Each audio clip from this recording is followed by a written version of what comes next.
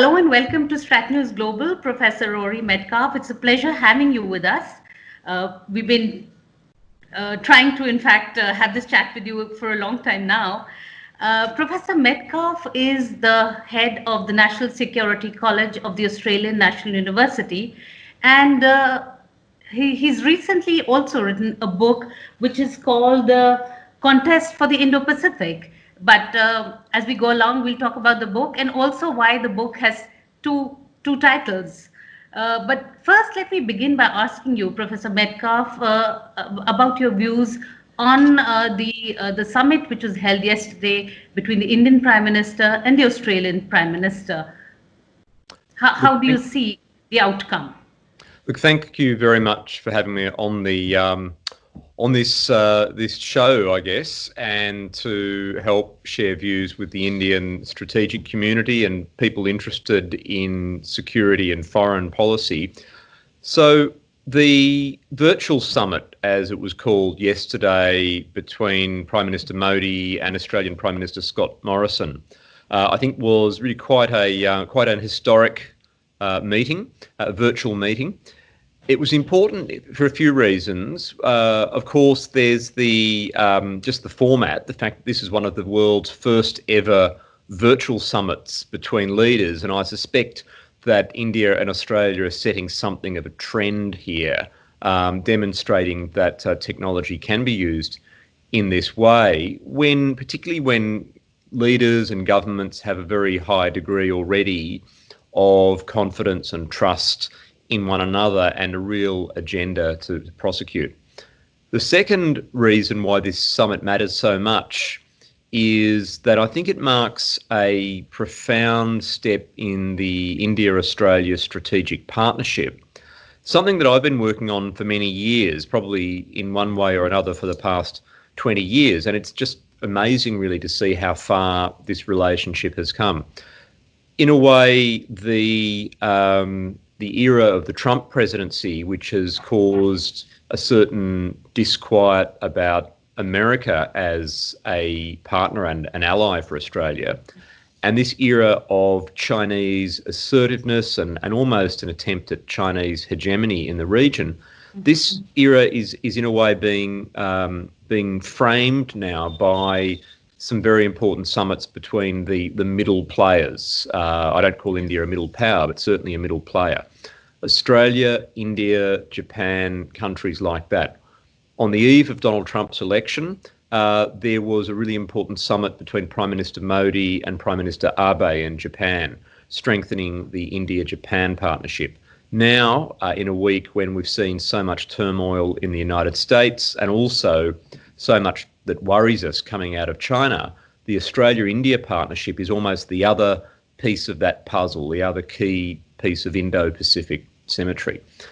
I can go into detail if you like as we go through the questions, but the Modi-Morrison Summit really announced an actual strategic partnership, a comprehensive strategic partnership between the two countries with a whole lot of practical agreements on issues like maritime security, maritime domain awareness, defence logistics, cooperation between our militaries, potentially access to one another's bases, but also those behind the border issues that matter so much in national security. Cyber security, protection of critical infrastructure, critical supply chains, technologies, minerals, a lot, of course, yet to be worked out in the detail, but a really sweeping ambition and a recognition that finally, I think, Australia and India have truly discovered each other as strategic partners in the Indo-Pacific. You mentioned that the two countries have discovered each other as strategic partners, but Australia's wish to be part of the Malabar exercise has still not been fulfilled, though the two sides signed a military logistics pact yesterday. But I think India seems to be still hesitant about Australia's participation in Malabar. Short answer is I don't know. I can't claim to know what India's internal thinking on that matter is. But I also think we shouldn't get too fixated on the Malabar exercise. I think the much bigger picture is the the bilateral relationship, the various trilateral partnerships that we now have trilaterally, Australia, India, Japan, Australia, India, Indonesia, and the quadrilateral dialogue. Now, yes, you could say the Malabar naval exercise is a kind of military expression of the Quad, but at the same time, all the other pieces of the puzzle have now fitted into place. All the Quad members have strong bilateral relationships, trilateral relationships. The Australia-India naval relationship is very trusting. We've done submarine exercises with each other, which is about as trusting as you can get. It does seem a bit strange from where I sit that Australia isn't automatically in the upgraded Malabar, but my reading of all of the documents and the rhetoric coming out of our two leaders' meetings yesterday is that it really is only a matter of time, and it may just to simply await the next exercise, the next round of the exercise, for Australia to be invited, or perhaps even for another quadrilateral exercise to occur. So I'm, as someone who's a big advocate of the Australia-India relationship and who's concerned about the need to balance Chinese power, I'm not particularly obsessed with Malabar one way or the other, and I think that our countries will get there in the end. Professor Medcalf, you must have also had a look at the shared vision document that the two sides have come up with yesterday on the Indo-Pacific. What are your views on that, especially because you are an authority on the region, you've written a book on the region, you've traced this history. So could you share your thoughts with us on this? Look, absolutely. And again, the Indo-Pacific means many things, but I'm particularly interested in it as a conceptual framing, an intellectual framing of the kind of cooperation our countries can do together and with a wider range of partners to maintain stability and balance in this disrupted and multipolar era. And what's really striking about the statement and the sense of vision from the two leaders is how much not only overlap and similarity there is, but how much convergence there is. A lot of the critics of the Indo-Pacific idea, that is the idea that we can build new webs of cooperation across this much larger two-ocean strategic space, especially among maritime powers and democracies, a lot of the critics will say, well, each country has its own vision. They're all slightly different. The free and open Indo-Pacific that Japan and America extol, India's version of the Indo-Pacific, Indonesia's version, Australia, ASEAN, France, the list goes on. I don't think that's the key point. I think the key point is to identify the common principles and the shared principles, and those were very clear in the Modi-Morrison statement yesterday. They include very clear agreements on the need to uphold rule of law in the international space, in the maritime space, to protect the global and maritime commons, respect for principles of sovereignty and the sovereign equality of nations, and opposition to the use of force and coercion to really achieve outcomes in international affairs. And as a side note, I'd acknowledge that both India and Australia have endured their own versions of Chinese coercion in recent weeks and have stood firm. So I think that the statement actually could be very useful as a kind of consensus-building document as we try to rally other countries around this Indo-Pacific core. And I think it gives the lie to the view that just because there are some minor differences in the way that different countries formulate the region or their objective, therefore we can't truly be partners or support one another. So I'm quite positive about it, to be honest.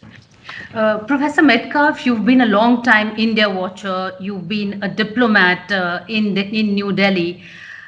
Now, how do you see India's position changing vis-a-vis Indo-Pacific, especially because India shares a long border with China, and we are, in fact, currently Indian and Chinese troops are locked in a face-off in Ladakh.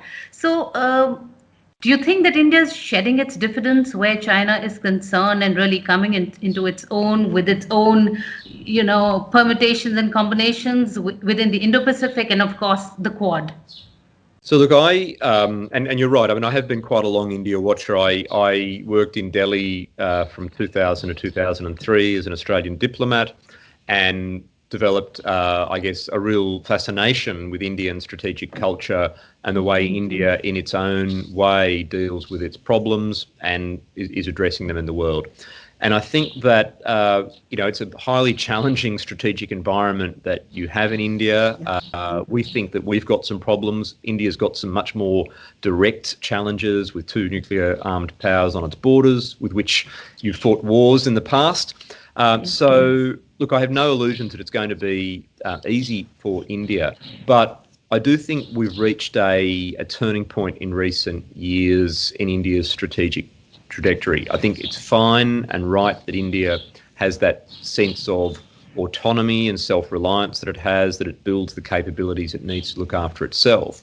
But I also think that the days of a kind of omnidirectional diplomacy where a country like India really can be equidistant from everyone, those days are probably gone. And I think in many ways the mistrust between India and China and the assertive style that the Xi Jinping regime has brought in recent years, really neutralising the promise or destroying the promise of a kind of India-China partnership at the core of the region. I think that almost has resolved the question for India. I think there's going to be sustained and understandable mistrust of China. There's going to be a need for India to protect its interests and to, in some cases, take some risks in the international environment.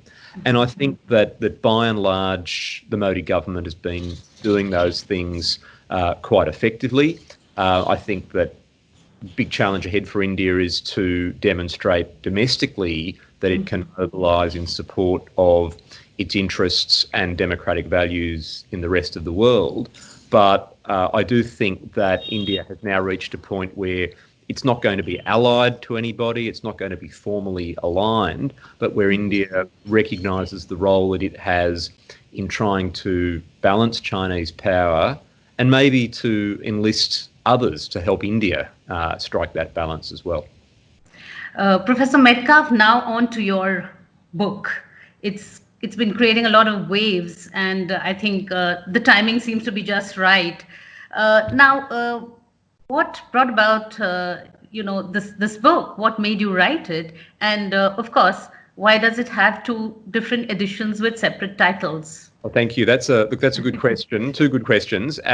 So, I've been working on this Indo-Pacific journey for a long time, and in many ways being posted in Delhi 20 years ago at a time when India was really becoming, I guess, quite a transformed strategic actor, looking and beginning to act east, engaging with the United States. In many ways, these gave me those first hints of the idea that really we need to look at our region in this much broader two-ocean Indo-Pacific framework. I was always staggered by how underdeveloped the relations were between Australia and India, and the Indo-Pacific gives us a framing for that partnership.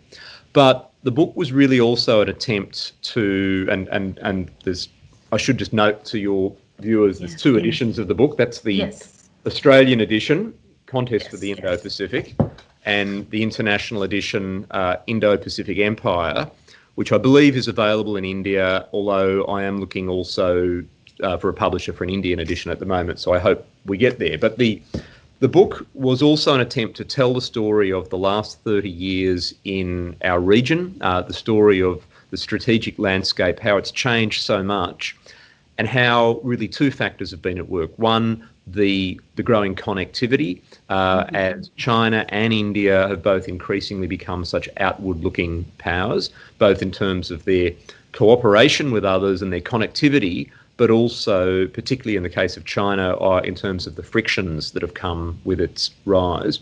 But second, also to look at this strategic framing of the Indo-Pacific as the basis for an agenda of cooperation among the middle players. So it's not just China and America that determine the region's future. So the story of multipolarity. And the striking thing for me in the research and the writing of the book was to really confirm that this idea actually has a long history. Yes, There's actually you a mentioned long that. history of a much broader regional framework, and India has played a big part in that history, right through from ancient times where Indian culture and Indian commerce and Indian political dynamics actually had a huge impact on Southeast Asia and into East Asia as well. Of course, Hinduism and Buddhism as major soft power exports from India, you could say. But also more recently in the 20th century, the early efforts after Indian independence, or even around the time of Indian independence, to build regional cooperation, the Asia Relations Conference in Delhi in 1947 and so forth. And so, you know, the book tries to tie all of these threads together to give a fresh telling of the history of our region as two oceans, and then to explain how, in particular, with China's rise and China's dependence on the Indian Ocean for energy and resources, it became inevitable that China itself would adopt a kind of Indo-Pacific strategy, the Belt and Road. Yes. And in turn, the rest of us, many of the maritime and democratic powers, would need to develop balancing strategies across this broad region. That's both the reason for the book and I guess the logic of the book. As for the two titles, so the contest for the Indo-Pacific, the Australian edition, which I'm sure Indian readers can also obtain online, has a slightly provocative subtitle, Why China Won't Map the Future. Map the future. And I have to explain to a lot of readers that it's not strictly an anti-China book. It's very much a book that says that China is creating problems for itself by its accelerated, almost imperial ambitions across the region, and that the future of the region will be multipolar. I don't think the collapse of China, but I do think that China is going to do itself a lot of harm along the way, and in fact pushback to some degree could be good for China. And stability in the long run. The second point, though, is that the international book Indo-Pacific Empire has the word America in the subtitle, and the small logic of that is that the international publisher took the view that when you sell books in America, you kind of need the word America in the title. So, but I quite like the title Indo-Pacific Empire because it creates sort of an ambiguity about whose empire do we mean, and I guess if viewers think I'm talking about China, they might just be right. But also it points to the historical echoes of the old European empires which sowed the seeds of their own destruction. Perhaps a future Chinese empire is doing the same thing because this region is simply too big for one power to dominate. One final question, Professor Medcalf, since we were talking about China and world of multipolarity, what impact is COVID-19 going to have on China, on China's standing really in the world, because they have been under attack, not just by the US, but many other countries. And yesterday when the Australian and Indian Prime Ministers met, they discussed WHO and also the fact that it needs reforms. Where do you see China in a post-COVID-19 world? Perfect question, and that's, you can be sure that every government is scrambling to form its own answers to that question, and certainly every investor as well.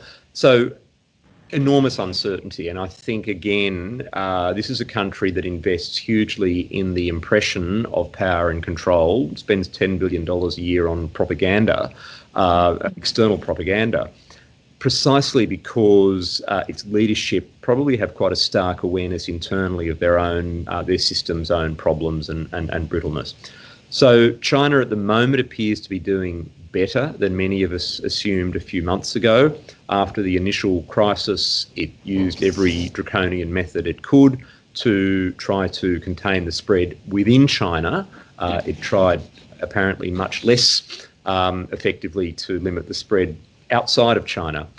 But there's a lot that is unresolved. So, for example, the economy is starting up, but how can China continue to prosper from manufactures when it's not going to export anywhere near as much as in the past due to the global depression or recession that the pandemic has brought about? the Belt and Road, all of that infrastructure and influence and investment right across the Indo-Pacific and Eurasia, that remains the signature initiative of China, of the Chinese leadership. But there are many question marks about that now. Countries that can't pay their loans, can't pay back the loans, that will be seeking debt relief.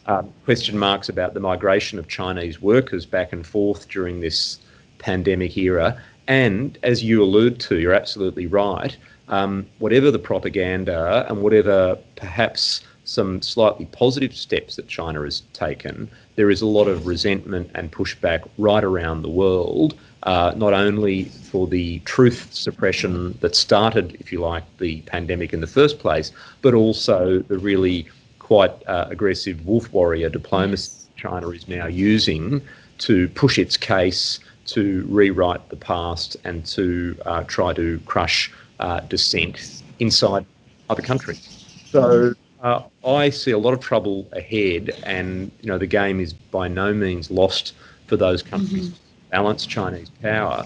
The challenge we all face is that we're probably going to have to do more with less. Partnerships like the Modi-Morrison partnership are now stepping into the breach.